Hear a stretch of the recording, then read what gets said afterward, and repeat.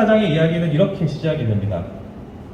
요나단이 용맹하게 적진에 쳐들어가서 마치 삼국지 유사에 나왔던 것처럼 적을 교란시키고 전쟁을 승리로 이끌어가는 아주 주도적인 역할을 합니다. 이렇게 전쟁이 승기를 잡아가고 모든 것이 좋아만 보였던 그 순간, 우리가 처음 읽었던 26절에 보시면, 24절에 보시면 이렇게 나옵니다. 이날에 백성들이 피곤하였으니, 피곤하다고 나와 있죠. 왜 피곤했냐면 전쟁을 해서 피곤한 것도 있지만 사울이 뜬금없이 금식령을 냅니다.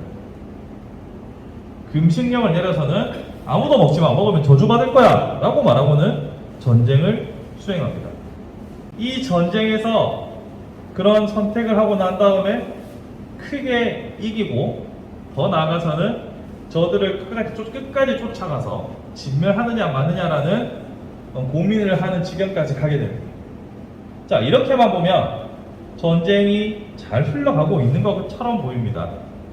그렇지만 그가 한 선택이 불러오는 나비 효과는 엄청납니다. 첫 번째로 그가 금식을 선포했더니 전쟁에 이겼던 병사들이 너무나 배가 고프니까 허기가 지니까 정신을 차리지 못하고 그들이 전리품으로 취했던 양과 소와 이 짐승들을 핏째 잡아먹는 사건이 발생하게 됩니다. 오늘 본문 읽으면서 보셨죠? 율법상 핏째 음식을 먹는 것은 금기입니다. 피는 곧 생명을 상징하기 때문에 피는 버리고 고기만 취해야 합니다. 그런데 너무 배가 고프니까, 너무 피곤하니까 핏째 먹는 사건이 발생합니다. 두 번째 나비 효과는 이 소식을, 그러니까 금식령을 선포한 사울의 이야기를 요나단이 듣지 못했습니다. 요나단이 듣지 못하고서 그 주변에 벌집이 많고 꿀이 많다고 기록되어 있는데요. 꿀을 하나 찍어 먹었습니다. 여러분 그 느낌 아시잖아요. 배고프고 당 떨어졌을 때 당 하나 탁 먹으면 정신이 맑아지고 행복해지는 기분. 바로 그 요나단은 그 기분을 만끽하고 있었습니다. 근데 누가 쪼로로 와가지고 그거 당신 아버지가 왕이 먹지 말라던데요? 라고 하니 요나단이 야, 이거 하나만 찍어 먹어도 당만 보충이 돼도 이렇게 힘이 나는데 아버지께서 왜 그런 선택을 하셨다냐?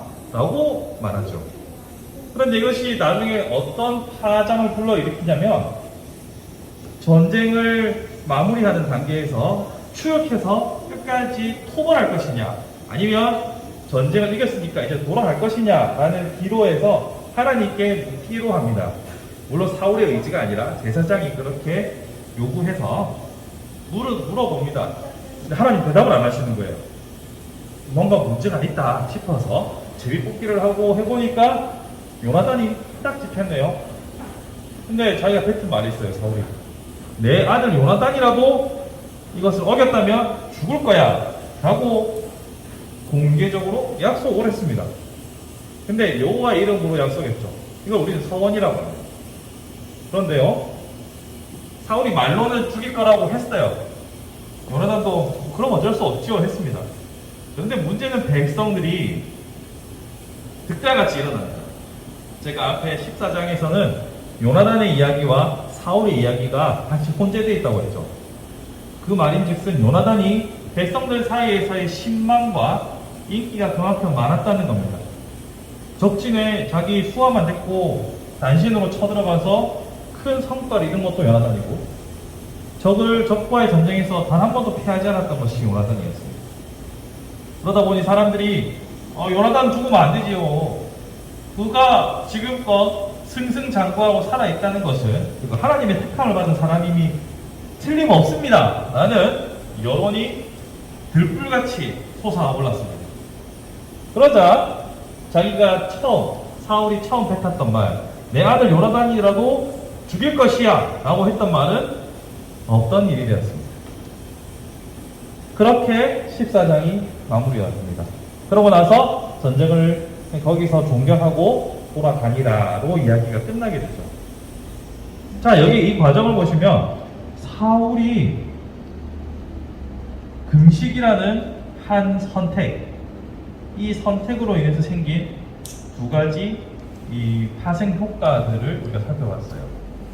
그러면 사울은 왜 그랬을까? 왜 금식을 하자 했을까? 사울이 금식을 선포하고 금식을 제정하면서 그걸 어기는 사람은 저주를 받을 거다라고 했던 그 이면을 보면요. 이면을 보면 14장이 공통적으로 드러내고 있는 특징이라고 할 수 있는데요. 사울이 너무 경건한 척하고 있어요.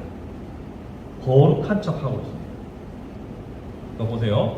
여기 앞에 금식은 그냥 정신을 무장하고 살을 빼기 위해서 하는 게 아니잖아요. 성경에서 금식은 하나님 앞에 뭔가 약속이고 하나님 앞에 자신을 겸비하는 하나의 장치고 수단이잖아요. 바리새인들이 금식을 왜 했습니까? 물론 남들한테 보여주기 위해서지만 종교적인 행위였죠. 또한 여기서 나오는 사울의 금식도 그렇습니다. 또 오늘 본문을 읽지 않았지만 그 앞에 보면 사울이 아이야 제사장을 불러서 뭐 묻는 장면이 나오고 또 뒤에도 단을 쌓은 장면이 나오죠. 이스라엘 백성들이 잘못해서 여호와 앞에 범죄했고 이건 믿음 없는 행동이다 하고 단을 쌓았는데 그 단을 쌓은 게 처음이었다라고 말하고 있어요. 기록을 보시면. 그리고 또 저를 계속 잡으러 갑니까 맙니까 할 때도 또 물어요. 이제껏 사울의 모습과 다르게 지극히 경건한 모습을 보이고 있습니다. 사울이 그런 사람 아니었잖아요. 변질되고 나서는 사울은 지금 당장 급한 게 우선이었잖아요. 그런데 사울이 지금 너무나 경건한 모습들을 보이고 있는 거예요. 자, 여기서 읽으면 사울이 제가 이 14장은 사울이 추락하고 다윗이 올라오기 위한 디딤돌 같은 장이라고 했잖아요. 그럼 왜 이런 잔상이 나타나느냐? 여러분, 종교적 행위는 하나님의 마음과 교통하고 소통하고 있느냐 마느냐를 보여주는 지표가 아닙니다. 오히려 하나님과의 소통이 관계가 끊어졌을 때 사람은 더욱더 종교적인 사람이 될 수 있어요. 정말 하나님과의 진실된 관계가 끊어졌다 하더라도 보이는 모습으로는 얼마든지 경건의 모양을 갖출 수가 있습니다. 바리새인들이 그렇잖아요. 이 독사의 자식들아라고 예수님께서 말씀하실 만큼 그들의 마음속에는 이 하나님과의 참된 교통이 없었음에도 불구하고 그들의 삶은 지극히 종교적이고 거룩의 모양을 갖추고 있었습니다. 그렇지만 그들의 모든 삶의 행태와 선택은 예수님의 한마디 독사의 자식이라는 말로 결정이 되죠. 마찬가지입니다. 사울은 지금 저번 장에서 사무엘을 기다리지 않고 자신이 마음대로 제사를 드렸던 것으로 인해서 하나님께 이제 많이 벌어졌죠. 근데 저번에도 말씀드렸지만 그가 형식을 파괴했기 때문이 아니라 그가 백성들의 여론을 두려워해서 잘못된 선택한 결과 하나님이 사울을 버렸다고 말씀드렸습니다. 오늘도 마찬가지예요. 오늘도 마찬가지로 자기는 이미 공허한 상태로 하나님과 단절되어 있고 하나님과 분명한 거리가 있지만 경건의 모양으로 사람들에게 비춰지고 싶었던 겁니다.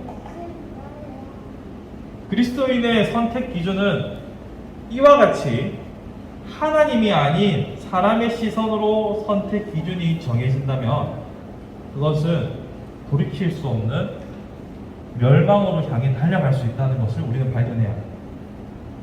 또 사람들의 시선과 사람들의 여론에 의해서 좌지우지된 중요한 사건이 있죠. 요나단을 분명히 죽일 것이다라고 서원했음에도 불구하고 사람들이 죽이지 말자고 하니까 안 죽였잖아요. 그러니까 사울은 철저하게 자신의 판단과 선택 기준이 하나님이 아니고 그냥 여론인 거예요. 분명 전쟁 전에 금식할 상황이 아닌데도 금식을 하고 뭔가를 하면 좀 더 경건해 보일 것 같으니까 잘못된 선택을 했죠.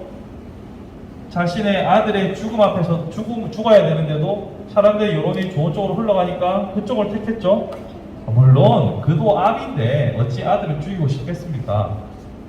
그런 마음 조금, 그런 마음 여기 이만큼, 거기에다가 여론이 엎어주니까 그래 좋은 게 좋은 거지 뭐 이렇게 안 됐겠어요? 그러니 그리스도인의 선택 기준, 그리스도인의 판단 기준은 명백하게 진리여야만 합니다. 사람들의 여론과 사람들의 분위기가 우리의 판단 기준이 되어서는 안 돼요. 근데 이것은 쉽지만 매우 어렵습니다. 왜 어렵냐면 어떤 때는 하나님의 진리의 말씀을 따라간다고 난 했는데 아닐 때도 있고, 어떤 때는 사람들을 내가 배려한다고 생각했지만 진리랑 거스를 때도 있고, 또 어떤 때는 뭐가 뭔지 잘 모를 때도 있고, 참 어렵죠. 이 모든 일의 가장 핵심은 내가 얼마나 말씀을 잘 아느냐, 얼마나 사람들에게 휘둘리지 않느냐, 이것이 본질은 아닙니다. 가장 본질은 뭐냐면 내가 하나님과 소통하고 있는 것.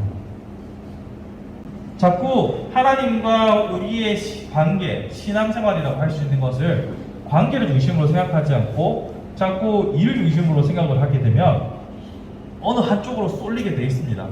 사람의 시선을 신경 쓰거나 아니면 거룩이라는 이름에 매이거나. 중요합니다. 중요하지만 보다 본질적인 것에 집중하셔야 됩니다. 그리스도인의 본질은 하나님과 아버지와 자녀의 관계로, 부부의 관계처럼 먼저 교통하고 소통하며 사랑하는 관계가 되어야만 그 뒤로부터 나오는 결정들이, 그 뒤로부터 나오는 선택들이 올바를 수 있는 거예요. 그러니 하나님과 친밀한 교제 가운데서 계속 물으셔야 합니다. 사람에게 묻고 싶을 유혹이 우리는 많이 생겨요. 좀 더 지혜가 있다거나 아니면 좀 더 영성이 뛰어나 보인다거나 하는 사람들에게 묻고 싶은 마음이 많이 생깁니다. 목사라는 자리도 그래서 엄청난 많은 질문을 받아요. 어떻게 책임져 줄 수도 없는데 이거 해야 돼요? 좀 말해야 돼요? 뭐 많이 물어봐요.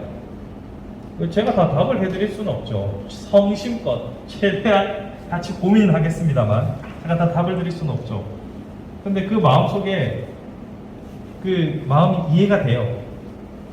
하나님께 답을 구하는 것보다 사람에게 묻는 것이 더 가깝고 빠르고 더 쉬워 보이거든요. 이해합니다. 이해하지만 하나님께서 그 순간에도 나는 지금 너랑 소통하고 싶어 라는 음성에 귀를 기울이신다면 우리의 판단 기준 첫 번째, 하나님과 소통하고 있는가, 하나님과 참으로 사랑하고 있는가, 이것만 기억한다면 우리는 잘못된 판단으로 슬피 울며 이를 가는 일이 현저하게 줄어들 거라고 생각합니다. 이번 주 성경 공부 영상에 올렸던 것처럼 후회는 인간의 몫입니다. 후회는 언제나, 후회나 한탄은 언제나 우리 거예요. 늘 우리는 후회하며 지난 날들을 슬퍼하며 아쉬워하며 살아가는 것이 우리의 인생이죠. 하지만 하나님과 소통하고 교제함으로 점점점 그 후회와 아쉬움들을 줄여나갈 수 있다면 그것 또한 이 땅에서 천국을 맛보는 삶이라 생각합니다. 우리의 삶에서 하나님과의 교제와 소통을 통해서 바르게 판단하고 오판을 줄여나갈 수 있는 복된 우리의 삶이 되었으면 좋겠습니다.